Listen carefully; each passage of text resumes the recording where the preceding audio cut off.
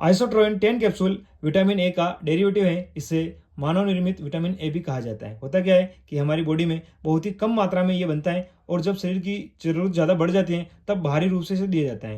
इसका use specially acne यानी मुहासों को ठीक करने के लिए किया जाता है।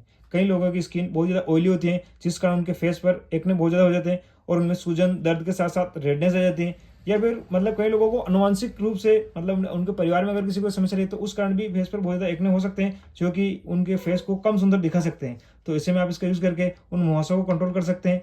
ये कैप्सूल रेटिनॉइड्स ग्रुप की दवा है जो उन सेबेसियस पर वर्क करता है जो मुहासों के कारण बनने वाले जो नेचुरल पदार्थ हैं जिसे हम सीबम कहते हैं उसके प्रोडक्शन को कम करता है। ये इन्फ्लामेशन यानी सूजन और रेडनेस को कम करने के लिए एक एंटी इन्फ्लामेटरी के रूप में भी काम करता है। मुहासे कई तरह के होते हैं पर यह कैप्सूल स्पेशली नोडुलर एक्ने होते हैं उनको ठीक करने में काम करता है।